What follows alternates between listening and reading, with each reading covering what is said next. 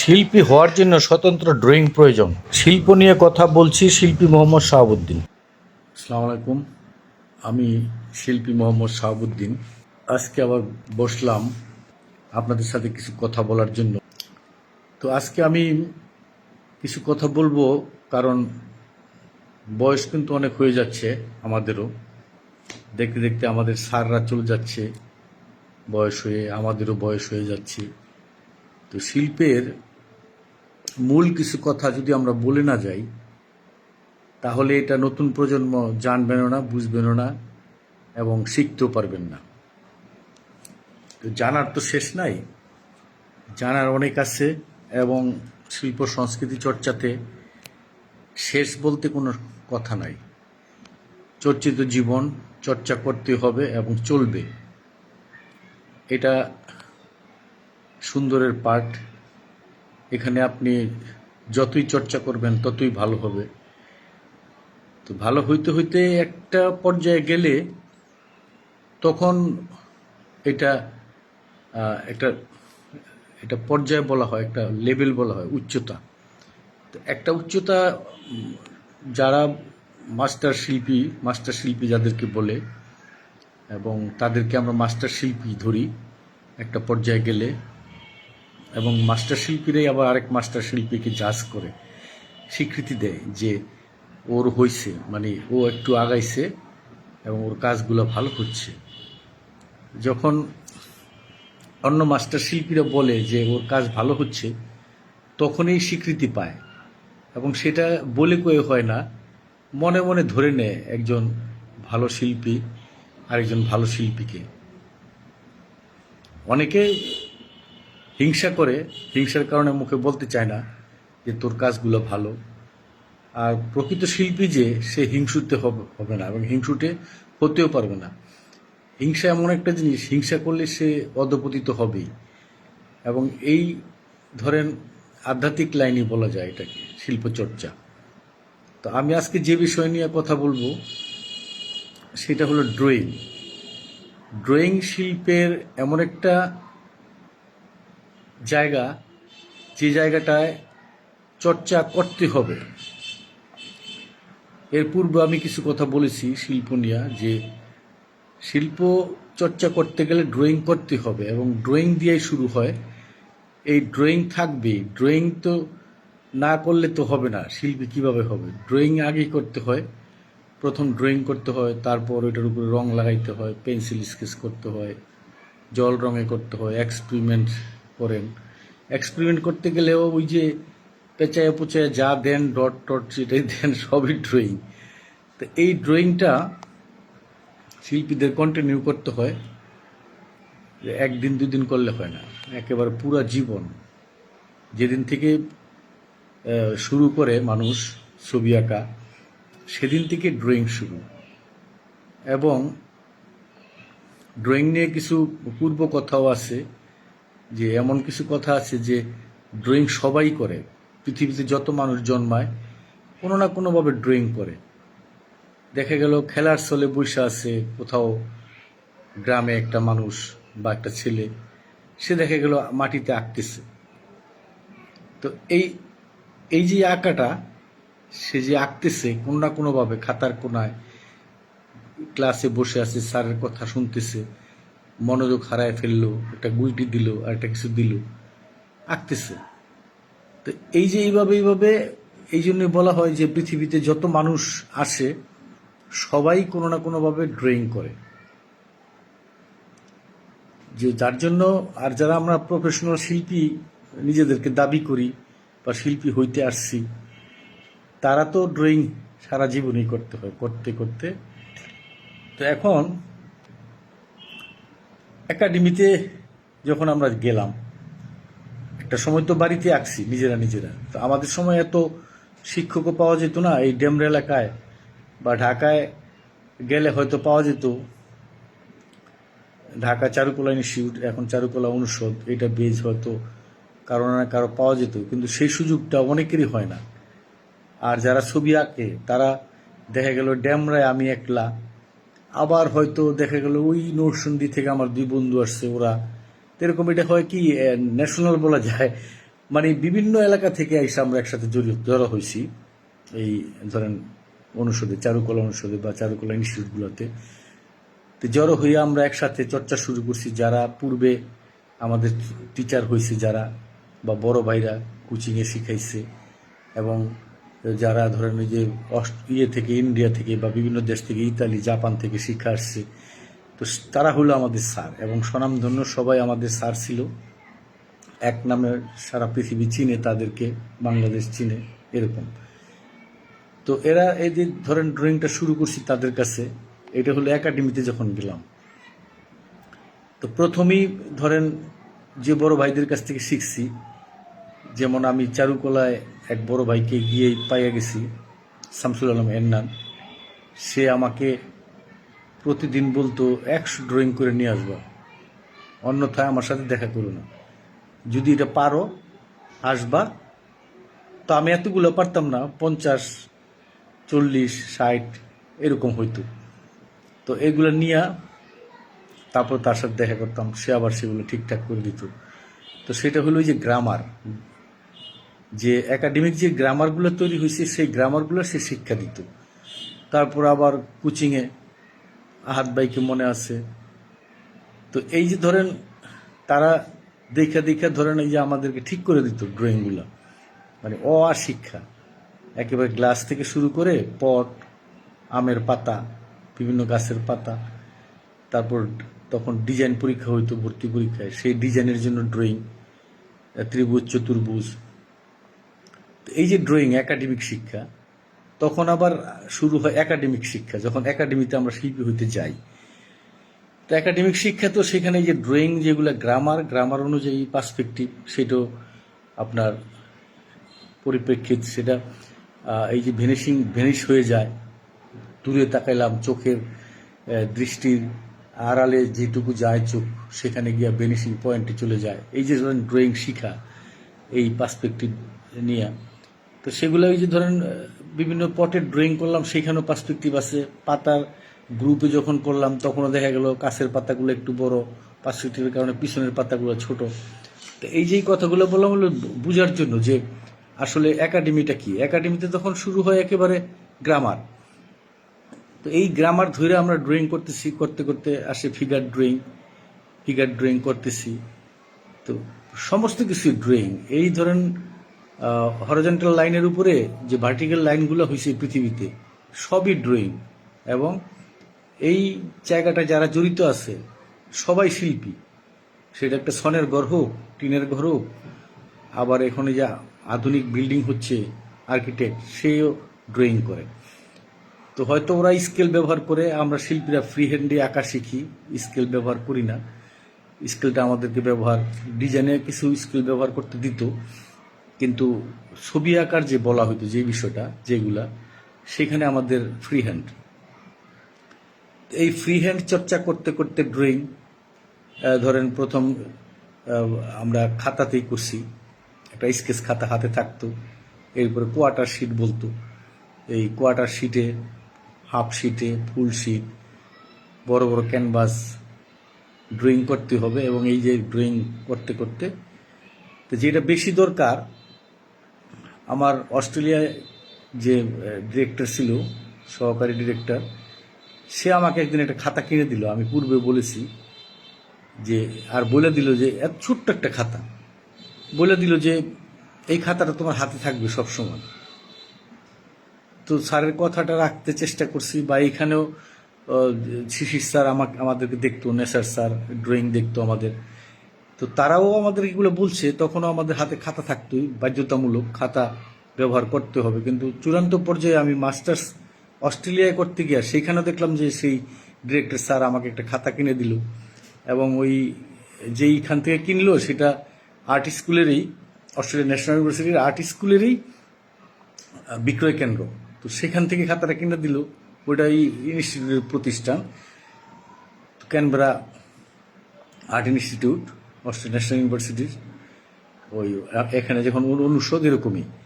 তো এখন ওই দোকানদার সেলসম্যান মেয়েগুলা বলতেছিল যে স্যারকে তো কারোর কোনোদিন খাতা কিনে দিতে দেখি নেই, এই প্রথম আপনি কেউ একজন স্যারের কাছ থেকে একটা খাতা গিফট পাইলেন, এবং এই স্যারকে কারোরে গিফট দিতে দেখি নাই। হয়তো আগে পরে দিছে, হয়তো সেলসম্যানরা নতুন হয় না অনেক সময়, হয়তো ওরা নতুন, আগে হয়তো দিছে, এরকম হইতে পারে, বা আমি আসার পরেও হয়তো কারোরে দিছে, এরকম হইতে পারে। কিন্তু তা ওরা ওদের কথায় যে আর স্যারকে কারোরে গিফট করতে দেখি নাই, কোনো ম্যাটেরিয়ালসও না, কিছুই না। এই আপনাকে প্রথম একটা খাতা স্যার গিফট করলো, এবং স্যার আমার ইঙ্গিত করলো যে এই খাতা সবসময় হাতে থাকবে, তুমি যতদিন শিল্পী দাবি করো নিজেকে।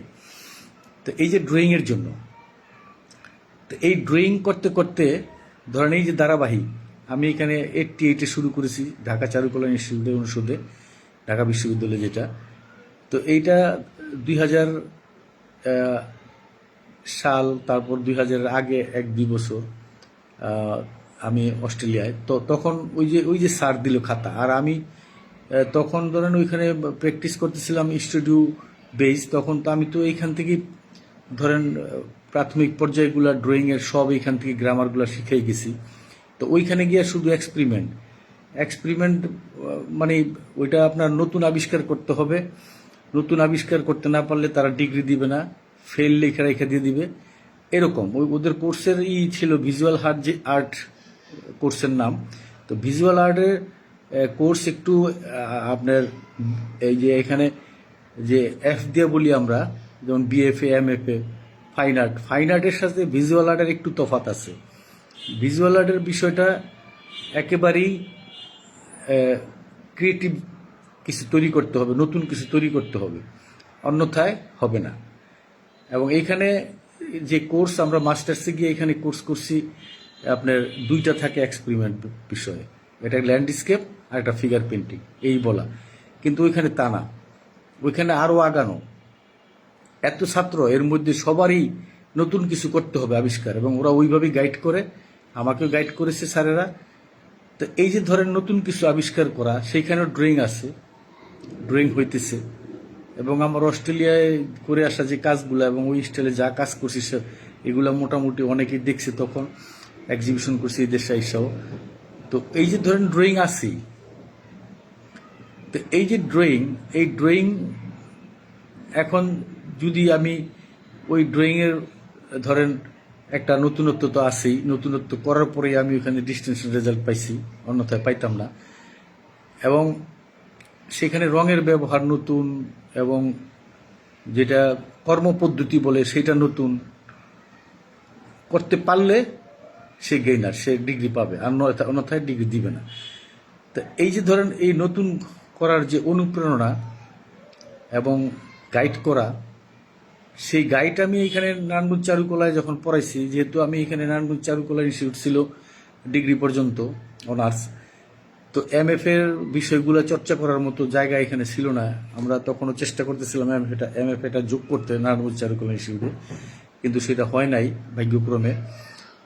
তো এখন এই যে ধরেন চর্চা, ওইখানেও আমি কিছু অ্যাডভাইস ওদেরকে দিয়েছি অগ্রিম, যে ছেলেগুলো একটু বড় হয়ে গেছে, অনার্স ফাইনাল দিতেছে, তাদের গাইড করছি যাতে ওরা ক্রিয়েটিভ হয়। তো এটার ফলাফল আমি একেবারে পাইতেছি তা না, আমার ছাত্ররা যারা, তারা কিন্তু আমাকে বুঝে নিচ্ছে, এবং আমার ওদের মাথায় আমার কথাগুলো এখনো আছে। ওরা যদি ইচ্ছা করে একটু ওই পথে হাঁটলেই ক্রিয়েটিভ হয়ে যেতে পারবে, অন্যথায় ক্রিয়েটিভ হবে না।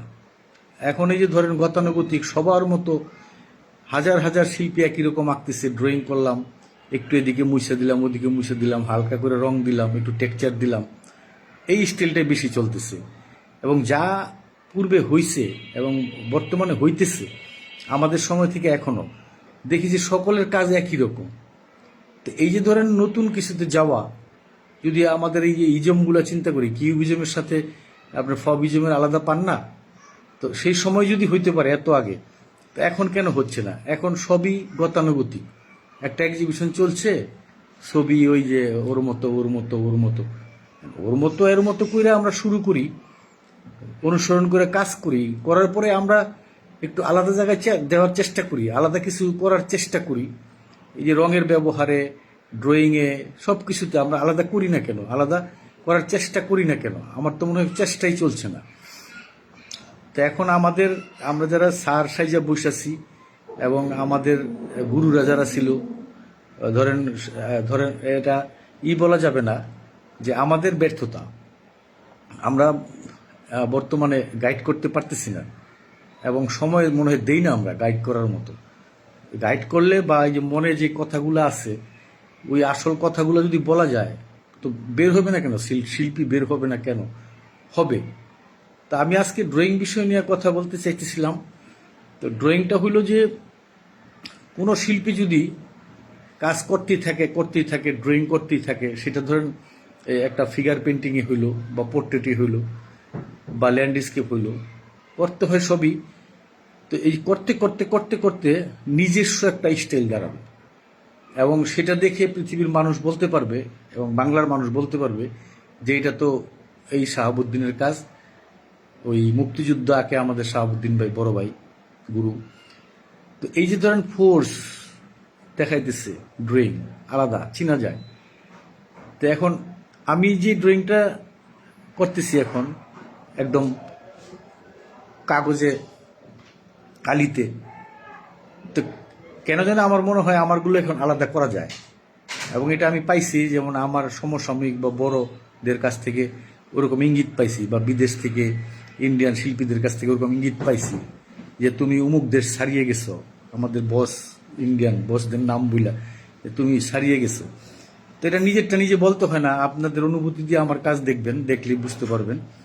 তো এই যে ধরেন আলাদা করা নিজেরই ড্রয়িং, এই ফিগার ড্রয়িং সবাই করতেছি, তার মধ্যে ধরেন চিনতে পারা যে এটা ওর ড্রয়িং, এবং সেটা একেবারে যদি কেউ ইচ্ছে করে চেষ্টা করে যে আমি ভিন্ন রকম করবো, সেইটাও দরকার নাই, শুধু কাজ করে গেলেই একটা ভিন্নতা আসে।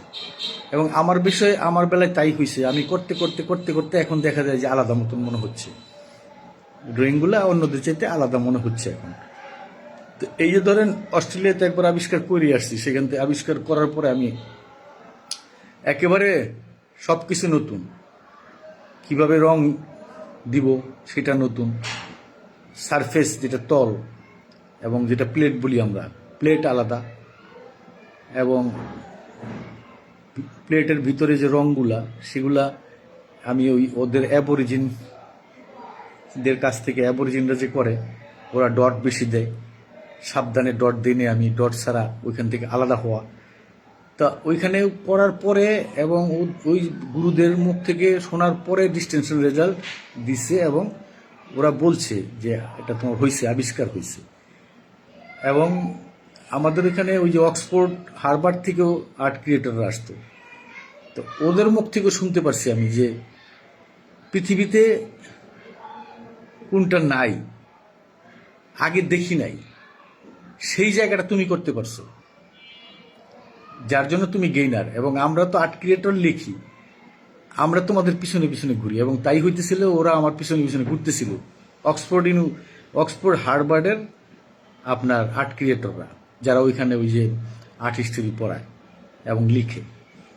তো এই যে ধরেন কথাগুলো শোনা, এবং আমি চাইতেছি আমার দেশে এরকম হোক। এখন ওই জাপানে থাকে এক বড় ভাই, সে বলতেছে তোমাদের তো দুইজনের কাজই খালি দেখি ফেসবুক খুললে, আর বাকিরা কই, বাকিরা কোথায় কাজ করে?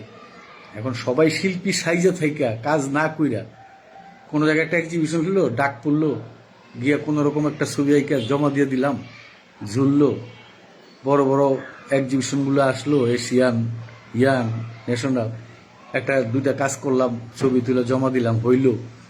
তো এই যে এইভাবে চলতেছে, এগুলো একটু চিন্তা করে দেখেন, এবং যারা করেন তারাও চিন্তা করে দেখেন। তারপর কারা হারায় গেছে এখন খুঁজে খুঁজে নিয়ে আসতেছে, ওরা তো হারায় গেছে, মেয়েরা হারায় গেছে, ওদেরকে নিয়ে আসো। এমন এমন আইনাই করতেছে যে যারা দেখছি যে ক্লাসেও কাজ করে নাই, যখন পড়াশোনা করছে আমাদের সাথে বা আমাদের আগে পরে, তো অনেক তো দেখা এখনো দেখতেছি, দেখা গেলো ওরা ক্লাসেই কাজ করে নাই। তো এখন ওদেরকে জোর করে রাইখাই না, ওয়ার্কশপ করো, এখানে ওয়ার্কশপ করো, সেখানে করো, ওইখানে করো, ওইখানে করো। তো ওয়ার্কশপ যারা করায় ওরা ওই যে দুই তিনটা ছবি নিয়ে নেয় ওদের সুবিধার্থে, ওদের অফিসে লাগাবে, ওদের বড় বড় প্রতিষ্ঠান আছে সেখানে নিয়ে লাগাবে, হাসপাতালে লাগাবে। তো এটা ওদের বেনিফিটের জন্য ওরা করাইতেছে। ওইখানে একটা ছবি কিনতে লাগে ধরেন 50,000 লাখ টাকা দিলে শিল্পীর পোষাবে, কারণ শিল্পী অনেক টাকা খরচ করে সারা জীবনে, বুঝছেন না? আমি তো আমার বাবার এই করে ফেলছি, ফকির বানায় ফেলছি এই ছবি আঁকার টাকা নিতে নিতে, খরচ করতে করতে। তো তো এই যে ধরেন আমার একটা কাজ, এখন আপনি মূল্যায়ন করবেন না, টাকা দিয়ে কিনে নিবেন না, আপনি 5,000 10,000 করে দিয়ে দিবেন, 2টা কাজ আমার নিয়ে নিবেন ওয়ার্কশপে, কতগুলো রং দিবেন, এই দিবেন সেই দিবেন, একটা সাদা হার্ডবোর্ড দিয়ে দিবেন। তো এই যে এইগুলোই চলছে এখন, এই কারণেই এত ওয়ার্কশপ। এবং কাদেরকে ডাইকা নিতেছে, সে ক্লাসই ছবি আঁকে নাই, ওই যাকে দায়িত্ব দিচ্ছে সে চীনা চীনা মুখ চীনা চীনা ধরেন ডাকতেছে। তো এই যে এইভাবে যে চলছে, কিন্তু আসল যে চর্চাটা, একটা শিল্পের ধারাকে, একটা স্টাইলকে, একটা নতুন স্টাইল তৈরি করা, একটা মানুষ দেখলে বলতে পারবে এটা ওই শিল্পী, এটা ওই শিল্পী, এবং নতুন হয়েছে, আগায় গেছে, আগাইতে পারতেছে না। আমার তাই মনে হচ্ছে, আপনারা আমাদের গুরুদের সাথে আলাপ করে দেখতে পারেন কি বলে তারা। সবাই দায় সারা, শিল্পের উপর পড়াশোনা করে একটা চাকরি নিছে, চাকরির উপরে বেশি মনোযোগ, ছবি আঁকাতে নাই। এখন বন্ধু পাইছে দায়িত্ব যে আয় ওয়ার্কশপ করি, দায়িত্ব নিয়ে গেল ওয়ার্কশপ করতে। আর এত ঘন ঘন ওয়ার্কশপে গেলে তো আপনার হবে না। আপনার নিজের স্টাইল যখন একটু হবে, তখন তো আপনার স্টাইলটাকে আপনার ইস্টাবলিশ করতে হবে, আপনার মতো আপনার রাখতে হবে। আবার আরেকজনের আন্ডারে গেলেন, আবার ওইখানে গিয়ে কাজ করলেন, ওরা যেরকম বলতেছে ওরকম আঁকেন। কোনো শিল্পীর সাথে গেলে তার মতোই করে আঁকতে হয় একটু বাহবা পাওয়ার জন্য। তো এই যে নিজে করতে গেলে স্বতন্ত্র হইতে হবে এবং স্বতন্ত্র রূপ দিতে হবে। স্বতন্ত্র রূপটা তৈরি না হলে আপনি শিল্পী না। সেই কথাটাই বলতেছি। গতকাল আমার একটা লেখা গেছে ছবির সাথে, একটা ড্রয়িংয়ের সাথে, ওইটার পরিপ্রেক্ষিতে আমি আজকে কথাগুলো বললাম। তো এই যে আমি ধরাই দিলাম, আমার বলাটা কতটুকু হয়েছে আমি জানি না। তো আমিও 14 বছর পরে আসছি নারায়ণগঞ্জ আর্ট কলেজে, চেষ্টা করছি বলার জন্য, ওদেরকে ধরাই দেওয়ার জন্য। যাদের মাথায় আছে তারা পারার কথা, কিন্তু তারাও দেখি যে কি গরু টরু আইকা টাইকা সময় কাটাইতেছে। তো এই যে ধরেন, আর এরকম গরু তো অনেক আগেই হয়েছে, এরকম অনেকেই এরকম জুল জাল দিয়া করছে। তো এখন এইটা চলতে থাকলে তার হবে না। নতুন একটা কিছু করো, চেষ্টা করো, চেষ্টা করবে না। তো এই হইলো আমার কথা, মূল কথা। এখন যদি বুঝাইতে পেরে থাকি আমি এবং আপনারা বুঝতে পারেন এবং চেষ্টা করেন, তাহলে আমি সার্থক। ধন্যবাদ সকলকে। কারো যদি লেগে থাকে কথাবার্তার মধ্যে, মনে কিছু নেবেন না, কারণ আমি শিল্পের উন্নতির জন্য কথাগুলো বললাম, সকলের উদ্দেশ্যেই বললাম, এবং যাতে আগায় এবং একটা স্বতন্ত্র স্টাইল, ড্রয়িং স্টাইল বা একটা স্টাইল বের হইল আপনার। ধন্যবাদ।